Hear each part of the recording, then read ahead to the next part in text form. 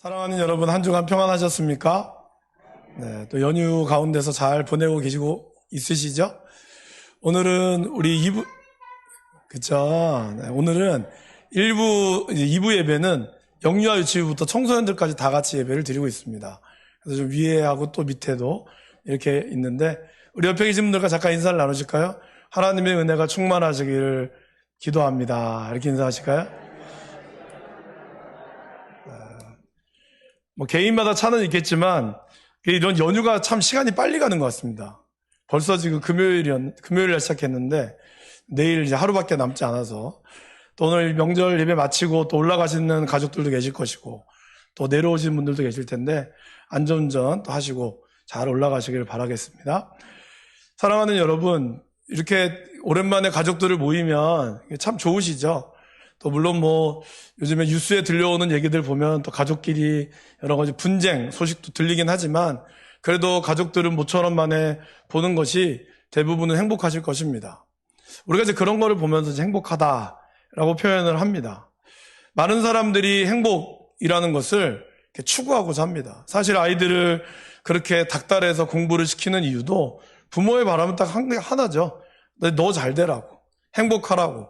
그런 마음들을 갖고 있습니다.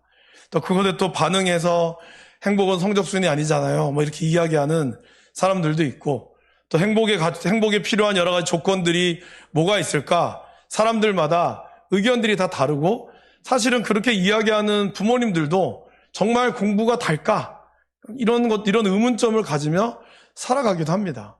저도 마찬가지입니다. 저도 정말 열심히 부모님의 뜻을 따라 저도 열심히 한다고 했지만 또 친구들을 보면서 좋은 대학 가고 좋은 것을 잘 그렇게 시작했던 친구들이라고 해서 또 막상 만나보면 또 그것이 그들이 원하는 만큼 행복한가? 그거 보면 또 아닌 것 같기도 하고 참 헷갈리는 것 같습니다. 인생은 참 알 수가, 이게 참 제가 얘기하기가 너무 건방져 보일 수 있지만 인생은 참 알기가 쉽지가 않습니다.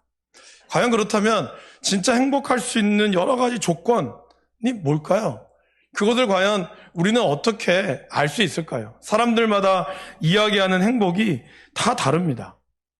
좋은 대학, 또 좋은 집안, 두뇌나 감성, 이런 것들이 필요하다라고 많은 사람들이 생각하고 있는데 정말 많은 사람들이 느끼는 행복의 조건이라는 것이 뭘까? 이것에 관련해서 미국에 있는 하버드 대학교에서 72년 동안 이러한 행복에 대한 조건을 연구한 결과가 나왔습니다. 몇 년 전이죠. 한 6, 7년 전에 2016년도에 번역돼서 출간이 되었는데 바로 행복의 조건, 하버드 대학교 인생성장 보고서라는 책입니다. 이 책은 72년 동안 그 사람들의 추적, 검사해서 인터뷰해서 과연 이 사람들이 살아가면서 진짜 얻게 되는 행복의 조건이 무엇인가? 이거에 대한 내용을 담고 있습니다. 책이 굉장히 좀 두껍습니다. 여기에 나오는 이 대상들은 하버드 대학교 법대를 졸업한 사람이 268명, 그리고 도시의 빈민 남성 456명, 흔히 얘기하는 노숙자나 아니면 굉장히 도시 빈민층에서 어렵게 살고 있는 사람을 얘기합니다. 그리고 IQ가 150 이상 되는 천재 여성 90명, 이렇게 해서 총 814명을 대상으로 그들의 인생 여정을 쭉 살펴보면서 연구했습니다. 그러면서 내린 내린 결론이 바로 7가지의 조건을 이 책에서는 이야기합니다. 첫 번째는 역경지수. 그러니까 고난이 왔을 때 이 고난을 어떻게 대처하느냐. 사실 여기 계신 분들 중에 고난이 없는 분들은 아무도 없을 겁니다.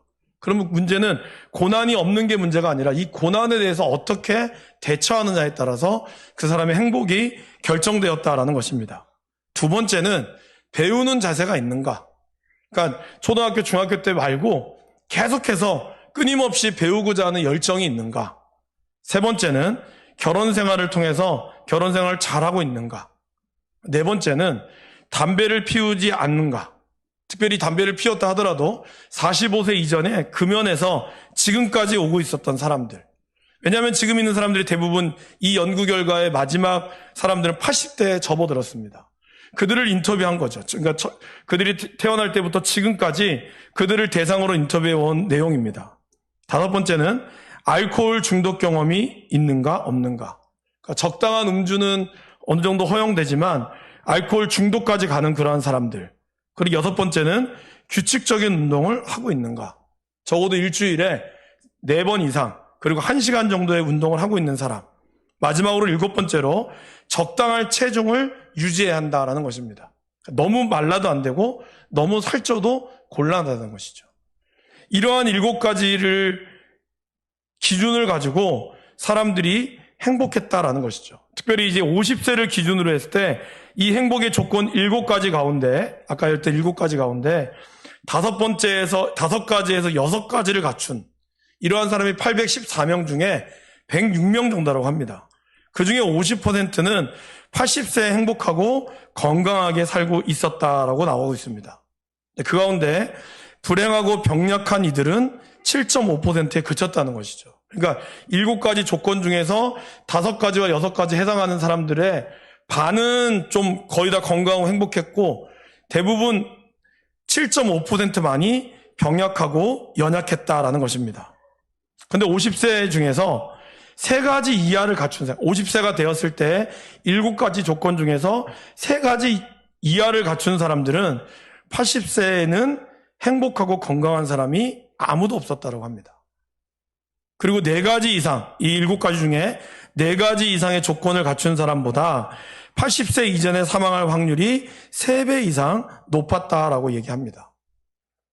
이 책을 이야기하는 가장 중요한 내용 중에서 우리가 좀 주목해야 될 것은 뭘까요? 여기 있는 내용들의 사람들이 거의 대부분, 아니 거의 모두 다, 거의 100%는 돈이나 명예나 지위나 학벌이 그들의 행복의 조건이 아니었다라는 것입니다. 어떤 사람들은 아니 저 사람들은 다 하버드 나오고 돈 많은 사람 아닙니까? 그러니까 당연히 얘기가 없겠죠 라고 할지 모르지만 아까도 말씀드렸던 대로 814명 중에 50% 이상 456명은 이미 도시 빈민층에 살고 있는 아주 가난한 사람들이었습니다. 그리고 IQ 150의 이상을 가지고 있는 여자라 할지라도 그렇게 사회적으로 그 당시에 지금으로부터 72년 전이라고 하면 굉장히 오래된 거잖아요.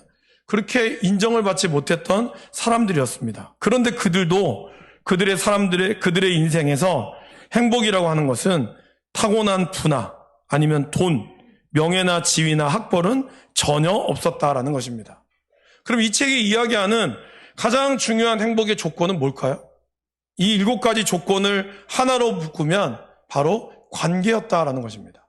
그러니까 사람들과 얼마나 친밀한 관계를 맺고 얼마나 많은 친구들이 있는가. 그리고 또 하나는 바로 이러한 관계 속에서 사랑을 받고 있고 내가 누군가를 사랑할 수 있는 사람이 있는가.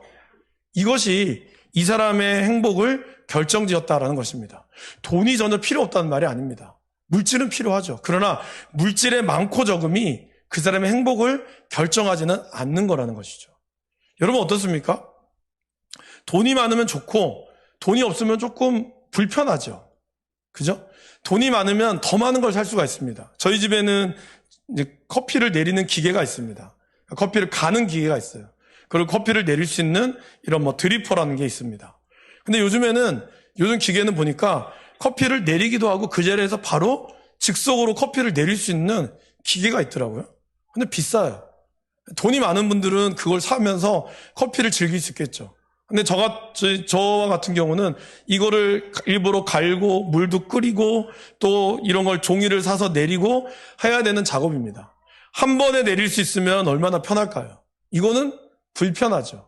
그런데 여러분, 불편하다고 해서 커피를 못 마시지는 않습니다. 그러니까 불편한 것과 행복한 것은 다른데 많은 사람들은 그렇게 생각하죠. 불편하면 행복하지 않다. 그러니까 여러분, 불편한 것과 행복하지 않은 것과는 관계가 좀 다릅니다. 근데 많은 사람들이 그런 착각을 하면서 산다라는 것이죠. 이 72년 동안 내려온 이 연구의 결과들. 비록 814명이니까 80억의 인구를 비교하면 100분의 1도 안 되는, 그래서 이거 가지고도 얘기할 수 없다라고 할지 모르지만 72년 동안 수많은 사람들을 관찰해내온 이 관계의 이러한 어떤 과학적인 것을 우리는 쉽게 간과할 수는 없을 겁니다. 아니, 어떻게 보면 이 내용은 사실 너무나 여러분이나 저나 누구나 알 수 있는 내용이었어요. 유치원만 다녀도 알 수 있는 내용이죠. 그런데 왜 이러한 내용들을 우리는 알면서도 잘 하지 못할까요? 그것이 바로 이 책이 또한 제가 여러분들에게 던지는 질문입니다. 우리는 많은 것들의 행복을 추구하며 살아가고 있습니다. 그러면 진짜 우리가 이야기하는 이 행복, 그리고 오늘 우리가 읽은 이 성경이 이야기하는 행복의 조건은 무엇일까요? 이번 한 주는 우리가 신명기 말씀을 읽습니다. 신명기 1장부터 34장까지 한 주 동안 읽어 나갈 텐데, 신명기는 새로운 신이 아니라 다시 신이죠. 그러니까 모세가 출애굽을 하고 가나안 땅으로 들어가는 백성들을 향해서요, 이제 출애굽에서 했을 때의 말씀을 다시 한번 언급하는 거예요. 120세의 노인인 모세가 이제 그들의 인생의 후배들에게 들려주는 이 말씀, 이제 가나안 땅으로 들어갈 수 없는 모세였습니다. 출애굽을 인도했지만 모세는 가나안 땅에 들어갈 수 없게 되었어요. 그가 건강하지 않아서였을까요? 신명기 34장 7절 말씀에 이렇게 나와 있습니다. 모세가 죽을 때의 나이가 120세였으나 그의 눈이 흐리지 아니하였고 기력이 쇠하지 아니하였더라. 건강했다는 거예요. 그런데 그는 가나안 땅에 들어갈 수 없었습니다. 그 이유는 하나님이 허락하지 않으셨기 때문이에요. 하나님이 허락하지 않았기 때문에 그는 들어갈 수 없었습니다. 사실 모세의 입장에서 보면 굉장히 억울하죠. 왜냐하면 출애굽하면서 그가 40년 동안 광야에서 그렇게 고생했잖아요. 근데 그 한 번의 실수 때문에, 하나님의 영광을 드러내지 못했던 그 한 번의 실수로 하나님은 그에게 가나안 땅 입성을 허락하지 않았습니다. 인간적으로 보면 매우 서운할 수 있겠지만, 그러나 신명기 34장까지 내용을 보면 모세의 서운함보다는 오히려 그가 가지고 있는 마지막까지 그 사명을 감당해야 되는 그의 아름다운 모습이 담겨져 있습니다. 모세는 왜 낙심하거나 원망하지 않았을까요? 한 번도 그러한 원망이나 낙심을 하지 않은 이유는 뭘까요? 그것은 바로 그가 하나님 안에서 누리는 관계 때문이었습니다. 그리고 하나님은 비록 모세는 들어가지 못했지만 그들의 인생의 후배, 다음 세대들에게는 가나안 땅의 아름다운 모습을 약속하셨습니다. 모세는 그 꿈을 봤기 때문입니다. 사랑하는 여러분, 우리가 하나님과의 관계에 있을 때 하나님과 친밀한 관계를 누리잖아요. 그러면 여러분들의 인생을 다 못 누릴 수도 있어요. 하지만 하나님은 여러분에게 그 꿈을 보여줄 것이고 그 꿈이 여러분의 다음 세대, 오늘 우리가 함께 예배하는 우리의 자녀들에게 누릴 수 있는 그 꿈을 주신다는 것입니다. 그러기에 우리들이 하나님이 주는 이 관계를 잘 이해할 필요가 있다라는 것입니다. 그래서 오늘 이 말씀을 쓴 것이 신명기입니다. 그의 인생의 후배들에게 모세는 과거와 현재와 미래를 통해서 이스라엘에게 말하고 있습니다. 특별히 모세의 인생을, 이제 120년의 인생을 40세, 40세로 끊을 수 있죠. 그래서 이 인생을 가지고 D.L. 무디라고 하는 목회자는, 말씀을 전하는 이 설교자는 D.L. 무디, 모세의 인생을 세 가지의 영어 단어로 표현을 합니다. 제가 예전에도 한번 이 자리에서 말씀드린 적이 있었는데요. 첫 번째 40년은 뭐였습니까? 모세는 자기 인생의 이집트의 왕자로서 대단하다고 생각했습니다. 그걸 D.L. 무디는 그렇게 표현했죠. something이라고. 그 어떤 무언가, 자기의 인생이 그 어떤 무언가의 인생이라고 생각했어요. 그런데 그가 애굽 사람을 죽이고 도망자의 신세를 거치면서 그는 광야에서 40년 동안 아무것도 없는 상태로 살았죠. 그걸 D.L. 무디는 nothing이라고 표현했습니다. 무엇인가 대단했던 존재여서 아무것도 아닌 그가 인생의 마지막 40년 하나님을 만나고 그리고 가나안 땅을 인도할 수 있는 그러한 지도자가 됐을 때 그의 인생은 everything, 하나님 안에서 그는 모든 것을 누리는 인생으로 그의 인생을 평가하고 있습니다. 그래서 우리의 인생도 그렇다는 거죠. 처음엔 내가 되게 대단한 줄 알다가 어느 순간 내가 아무것도 아닌 것을 깨닫는 순간이 옵니다. 그러나 그것이 주님을 만났을 때 주님 안에서 아무것도 아닌 나를 들어쓰시는, 그래서 내게 능력 주시는 자 안에서 내가 모든 것을 할 수 있다, 이것을 고백할 수 있는 에브리싱의 인생이 될 것입니다. 그 인생을 오늘 모세는 오늘 우리에게 신명기의 말씀을 통하여 전하고 있습니다. 그리고 오늘 마지막 33장 마지막에 이스라엘을 통하여 얘기하죠. 29절에 이렇게 표현합니다. 이스라엘이여 너는 행복한 사람이로다. 이걸 히브리어로 표현하면 아슈레이 이스라엘이라고 표현하는 거예요. 바로 아슈레이는 행복을 뜻합니다. 행복하구나 이스라엘 사람들아. 여러분 도대체 그러면 이 신명기 말씀을 통하여 모세가 우리에게 들려주는 행복이라는 것, 모세가 우리에게 보여주는 행복의 조건은 뭘까요? 도대체 이스라엘은 어떻게 해서 행복하게 됐을까요? 그것을 살펴보도록 하겠습니다. 첫 번째는 영원하신 하나님께서 바로 이스라엘 백성들과 우리를 구원하시고 보호하셨기 때문에 그들은 행복했다라는 것입니다. 하나님은 이스라엘을 너무 사랑하셔서 오늘 26절에 그렇게 표현하고 있죠. 여수르니여 하나님 같은 이가 없도다. 여수르는 애칭입니다, 여러분. 여기 오늘 뭐 손주분들 보시고 또 보신 분들 뭐라 그러죠? 이름을 부르기도 하지만 뭐라 그래? 아이고 우리 애기 이렇게 표현합니다. 근데 그 아이가 대학생이 돼도 할머니 할아버지 눈에는 애기죠. 그런 것처럼 이스라엘을 그냥 이스라엘로 표현하지 않고 우리 애기 여수르니여 이렇게 애칭을 부르고 있는 거예요. 그러한 애칭을 부르면서 하나님과 같은 분이 없음을 모세는 고백합니다. 지난 40년의 여정 동안 120년의 여정 동안 하나님은 전능하시고 스스로 계시며 이스라엘을 이끌어 주셨습니다. 그 이스라엘이 가나안 땅에 들어가서도 하나님께서는 처소, 피난처가 되어 주실 것을 약속합니다. 그리고 27절에 그렇게 얘기하죠. 그의 영원하신 팔이 내 아래에 있도다. 여러분, 내 아래에 있다는 게 뭘까요? 팔을 이렇게 안는 거죠. 그래서 그 위에 우리가 안겨 있는 거예요. 그거를 뜻하는 거죠. 하나님께서 우리를 이렇게 안으셔서 우리가 어떤 길로 갈지라도 하나님은 우리가 물을 지나갈 때에도 홍수가 우리를 침몰치 못하도록 도우시며 불 가운데로 지날 때에도 불이 우리를 사르지 못하도록 함께 하셨다라는 것입니다. 이스라엘 백성들이 자기의 죄로 인하여 죽긴 했지만 그들이 굶어 죽었다거나 아니면 광야에서 낮에는 40도 그리고 밤에는 영하 12도의 걸음 가운데 그들이 더워 죽었다거나 추워 죽었다는 기록 성경에 없습니다. 하나님은 그처럼 이스라엘 백성들을 구원하시며 붙들어 주셨다라는 것입니다. 마찬가지로 저와 여러분의 삶에도 하나님께서 보호하시고 하나님의 인도하심이 있게 될 것입니다. 그것을 우리가 아는 사람, 그것을 믿음으로 고백하는 사람이 그 사람이 아시리의 축복을 누리게 된다라고 말씀하고 있습니다. 광야와 같은 삶을 걸어가는 우리에게 하나님은 영원토록 우리를 구원하시며 그분의 팔로 우리를 안아 우리를 편안이 아닌 평안한 가운데 이끌어 가실 것입니다. 이 평안은 세상이 줄 수 없는 그 평안함을 우리는 경험하게 될 것입니다. 하나님께서 우리의 인생의 대장 되셔서 우리의 적군들을 물리쳐 주실 것입니다.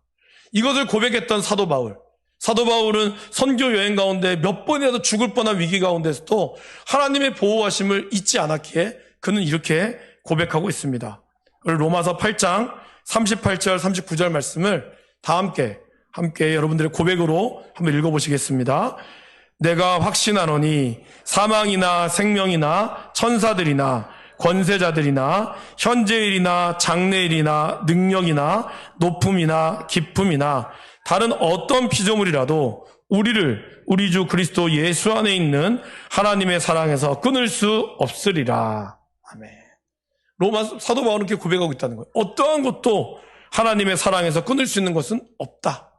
그것이 오늘 모세를 통하여 하나님이 우리에게 들려주시는 복입니다. 여러분 이 복을 누릴 수 있기를 간절히 바랍니다. 두 번째로 하나님께서는 우리를 약속의 땅에 저와 여러분들을 안전히 거하게 하실 것입니다. 오늘 말씀 28절에 이렇게 얘기하고 있습니다.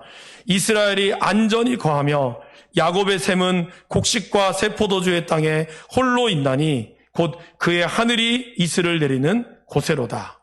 야곱의 샘, 바로 이스라엘을 뜻하는 거죠. 하나님이 주시는 이스라엘 백성들, 그곳에 하나님과 함께할 때 하나님은 그곳의 샘이 마르지 않도록 말씀하십니다. 저와 여러분들이 주 안에 거하실 때 하나님은 여러분들의 샘물이 마르지 않도록 허락하실 것입니다. 그것이 바로 곡식과 새 포도주죠. 곡식은 뭐죠? 우리 인생에 필요한 것들. 포도주는 뭘까요? 우리의 기쁨이 되는 것. 하나님이 함께하는 샘물 안에는 여러분들의 필요와 그리고 여러분들의 기쁨을 하나님이 주신다는 겁니다. 여러분 하나님의 복은 그냥 뜬구름 잡는 복이 아닙니다. 그냥 복 받아라. 그렇게 해서 그냥 얘기가 아니라 하나님은 구체적으로 말씀하신다는 거죠. 여러분의 필요한 생존의 것들 그리고 여러분들의 즐거움 이러한 구체적인 축복을 하나님은 주신다라는 것입니다. 어떨 때요? 하나님의 말씀을 읽고 듣고 지키는 삶 가운데 하나님이 시절을 따라 과실을 맺게 해 주십니다. 그리고 하나님의 이슬, 즉 하나님의 은혜가 우리 인생을 덮어주신다라고 약속하고 있습니다. 이스라엘은 지금 그로 인하여 가나안 땅에 홀로 있다라고 표현하고 있어요. 홀로 있다라는 것은 뭘까요, 여러분? 고독하거나 고립되었다는 뜻이 아니라 하나님이 여러분 한 분 한 분을 기억하고 있다는 거예요. 이 땅에 81억의 인구가 있다고 합니다. 그러나 하나님이 그 81억의 인구를 다 다르게 만드셨어요. 비슷하게 생길 수는 있지만 다 다릅니다. 그것은 뭘까요? 하나님이 여러분을 만드실 때 한 사람 한 사람을 하나님이 주목하시고 기억하시고 하나님의 뜻과 하나님의 품격과 성품에 맞게 여러분을 만드셨다라는 것입니다. 그 말은 곧 하나님이 여러분에게 주시는 복도 여러분의 필요에 따라 주셨다는 거예요. 그러게 여러분, 우리가 이 복을 누릴 때는 어떻게 해야 될까요? 다른 사람의 복과 비교하지 않아야 한다는 것입니다. 저런 사람은 저 사람은 지금 저렇게 되어 있는데 나는 왜 이거밖에 안 돼? 이러한 비교가 시작하는 순간 우리 안에 있는 하나님의 복은 원망이 되고 그리고 불평이 되고 만다는 거예요. 그러나 하나님의 복은 각자에게 맞도록 주는 것입니다. 그러게 우리는 그것에 우리의 형편과 상황에 맞게 주시는 그 하나님 앞에, 그 공평하신 하나님 앞에 나보다 나를 더 잘 아시는 분이시다라는 겁니다. 여러분의 머리털 하나까지 세심받으신 그분께서 여러분의 필요를 따라 채워주시고 붙들어 주실 것입니다. 그 하나님을 신뢰하며 감사함으로 나아갈 수 있기를 축원합니다.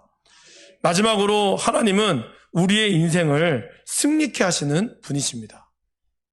오늘 모세는 29절에 아슈레이 이스라엘이여 여호와의 구원을 너같이 얻는 백성이 어디 있느냐라고 묻습니다. 여러분, 이스라엘 백성들이 민수기와 말씀을 읽어보셨잖아요. 어땠어요? 정말 이스라엘은 정말 찌질했어요. 말씀을 훈련받고 나서도 여전히 기브론 핫다와에서 밥이 없다고 떼쓰고 원망하고 그냥 달라고 하면 되잖아요. 달라고 하면 줄 텐데 그거를 꼭 한 번씩 이렇게 기분 나쁘게 하죠. 우리가 굶어 죽을 여기까지 왔느냐? 내가 그러려면 여기 왜 왔느냐? 그런 어떤 모습 가운데 있었다는 거예요. 그런 원망과 불평과 불만 가운데서도 하나님은 이스라엘 백성들을 어떻게 했죠? 그래도 가나안 땅으로 하나님의 약속을 계속해서 이루어 가셨습니다. 하나님 그런 분이시라는 거예요. 왜 그럴까요? 너무나 여러분을 사랑하시기 때문에. 여러분들이 무슨 조건이 좋아서가 아니죠. 이스라엘 백성들이 무슨 하나님께 자격을 받을 만한 조건이 있었습니까? 아닙니다. 이스라엘 민족 자체가 너무 작아요. 그냥 단지 하나님이 그들을 사랑하심으로 말미암아 그들을 택하였다라는 것이죠. 이 택하신 하나님, 그러한 하나님의 구원이 어디 있냐는 거죠. 여러분, 다른 종교들을 가만히 보시면 그 종교들 다 나름대로 훌륭하지만 그들의 신에 도달하기 위해서 그들은 고행을 해야 되고요. 그들은 뭔가를 바쳐야 돼요. 그러나 하나님의 구원은 여러분들이 뭔가를 바쳐서 얻은 것이 아닙니다. 여러분이 하나님 앞에 억만금을 준다고 해서 하나님이 그걸 받으실까요? 아니, 우주 만물을 만드신 분이 여러분들이 뭐 얼마를 낸다고 해서 하나님이 기뻐하실까요? 그러한 자격이 있다는 게 아니었다는 거예요. 그걸 모세는 누구보다 알고 있었어요. 그러기에 이스라엘 백성들이 걸어갔던 그 길들이 비록 하나님 눈에는 전혀 마음에 들지 않았음에도 불구하고 하나님은 그들을 사랑하심으로 말미암아 그들에게 은혜를 베푸셨다라는 것입니다. 그리고 하나님은 또 약속하십니다. 내가 너희를 돕는 방패요 영광의 칼로 이끌어 갈 거라고. 그래서 너희들이 내 대적들이 너희를 복종하게 될 것이고 내가 그들의 높은 곳을 밟게 될 것이라고. 여호와의 칼로 인하여 이스라엘 대적들이 복종하게 될 것이고 하나님의 방패로 어느 누구도 뚫을 수 없는 그러한 하나님의 놀라운 역사를 보신다라고 이야기하고 있습니다. 이 여호와의 칼이 흔드는 놀라운 승리의 역사를 누릴 수 있기를 바랍니다. 그렇다면 이 여호와의 칼이 뭘까요? 바로 하나님의 말씀이죠. 오늘 우리가 읽었던 히브리서 4장 12절, 하나님의 말씀은 살아있고 운동력이 있어 좌우의 날선 어떤 검보다도 예리하여서 우리의 혼과 영과 관절과 골수를 찔러 쪼개기까지 한다라고 얘기하고 있습니다. 이 말씀의 칼이 우리가 읽고 듣고 지킬 때 이 칼이 우리의 인생을 더욱더 날카롭게 하고 우리 인생의 문제들이 드러내고 그거를 해결할 수 있는 능력을 주신다라는 것입니다. 여러분, 모세가 하나님의 말씀 앞에 서지 않았다면 그렇게 생각하지 않겠어요? 내가 120년 동안 쎄빠지게 고생했는데 가나안 땅에 못 들어간단 말이야? 너무한 거 아니냐고. 그는 충분히 그렇게 얘기할 수 있습니다. 그동안 이 문제를 일으켰던 거는 백성들이었거든요. 자기는 그걸 다 참아왔어요. 40년 동안 꾸역꾸역 참아왔어요. 근데 그 한 번의 실수를 하나님 용납하지 않았다는 게 너무 억울하지 않습니까? 그럼에도 불구하고 모세가 이렇게 감사할 수 있고 이스라엘 백성들을 향하여 아슈르의 이스라엘이여 복받은 자들이라고 이야기할 수 있는 이유는 뭘까요? 그는 평생 하나님의 말씀 안에 거했기 때문이에요. 그에게 비록 그가 이루어진 목표는 이루지 못했다 할지라도 하나님께서 나와 함께 하셨다는 그 사실이 그에게는 행복했고 그에게는 그것이 복됐다라는 것입니다. 저와 여러분 어떠십니까? 하나님이 나와 함께 하신다는 것, 하나님이 나와 동행하신다는 것, 그것이 우리에게 가장 복이라는 사실을 우리가 기억해야 한다라는 것입니다. 아까 행복의 조건에 얘기했던 그 관계, 오늘 믿음의 사람들은 바로 행복의 조건 가운데 하나님과의 관계 속에 오는 그 은혜가 있다는 것입니다. 그리고 우리에게는 이 믿음의 식구들이 있어요. 또 비록 오랜만에 오셔서 가족들과 또 귀한 은혜도 나누셨겠지만 늘 매주마다 보는 이 아름다운 예수 그리스도의 피로 맺어진 이 관계들이 진짜 중요합니다. 그들과 함께 치주고 볶고 싸우고 때로는 갈등도 있었지만 그러나 그 갈등 가운데서도 하나님이 주시는 은혜로 우리가 살아왔기에 이 신앙생활을 통해서 우리가 행복할 수 있는 겁니다. 저는 목회자로서 많은 분들을 만나는 그런 축복이 있는 거죠. 정말 다양한 사람들을 만납니다. 그래서 진짜 부자도 만나봤고요. 그 정말 단칸반에서 요강으로 생활하시는 분도 만나봤어요. 그래서 신방받기가 무서워해서 너무 죄송해서 그런 가정까지 다 신방을 해봤습니다. 그런데 그 모든 거를 내리면서 제 나름대로 내리는 결론은 일단 첫 번째, 예수님을 잘 믿는 사람은 얼굴이 나름대로 동안이다. 이걸 제가 느꼈어요. 보니까 제가 우리 교회도 뭐 얼굴을 보고 나이를 여쭤보면 제가 깜짝 놀래요. 나름 하나님의 은혜 가운데 있는 분들은 그 얼굴이 하나님이 달라는 거죠. 또 하나는 정말 그분들도 이 7가지 조건처럼 돈이나 물질이 아니라 하나님이 주시는 은혜 안에서 그들이 행복하다는 것을 느낀다는 거예요. 그게 제가 느낀 결론입니다. 여러분, 하나님께서 우리와 함께 한다는 것, 우리 세상이 누리는 행복처럼 하나님의 길을 걸어갈 때 정말 모든 사람들이 다 부자가 될 수는 없어요. 그러나 하나님이 주시는 그 은혜 가운데 누릴 때는 물질이 줄 수 없는 그런 하나님의 놀라운 은혜가 있다는 거죠. 여러분, 이 세상에서 가장 부자가 누구죠? 성경에 나오는 솔로몬이라고 할 수 있죠. 솔로몬은 부인이 1000명이었고요. 그가 매일 아침마다 거느리는 식솔들만 해도 어마어마한 양을 그는 소화해냈습니다. 사람들이 그의 이야기를 들으러 그렇게 주목받는 인생이었어요. 근데 그가 마지막 전도서를 쓰면서 가장 큰 행복이 뭘까를 딱 한마디로 얘기했죠. 그냥 사람들이 열심히 일한 만큼 잘 먹고 주위 사람들과 같이 일하면서 살아가는 것. 그것이 행복이다. 그는 그렇게 얘기합니다. 근데 솔로몬이 한마디 더 하죠. 이것을 하나님은 사람이 쉽게 알 수 없도록 만들어 놓으셨다. 와, 무섭지 않습니까, 여러분? 너무나 당연한 건데 이걸 사람들이 쉽게 깨달을 수 없도록 만들어 놨다는 거예요. 하나님을 모르면 깨달을 수 없다는 거죠. 솔로몬도 그렇게 뒤늦게서야 그 은혜를 깨달았다라는 것입니다. 사랑하는 여러분, 오늘 우리 또 명절을 보내며 많은 또 가족들이 또 오랜만에 오셨는데 여러분이 이렇게 귀한 만남들을 잘 소중히 여기시기를 바랍니다. 그리고 또한 우리의 믿음의 가족들 안에서 서로 믿음 안에서 하나님을 만난다는 것이 진정한 행복이라는 사실을 여러분 기억할 수 있기를 간절히 바랍니다. 아이들 키우면서 돈도 들어가고 또 아이들 때문에 속상한 일도 많겠죠. 저도 마찬가지입니다. 저희도 아이들 이제 초등학교 6학년, 4학년이 되는 아이들 보면서 한 단계 한 단계 걸어가면서 저희들 안에도 또 염려가 있죠.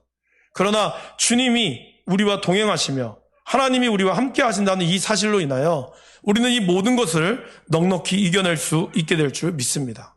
이번 한 주도 신명기 말씀을 읽으시면서 진짜 우리 하나님만큼 좋은 분이 없고 나를 정말 사랑해 주시는 분은 없구나를 우리가 경험할 수 있기를 원합니다.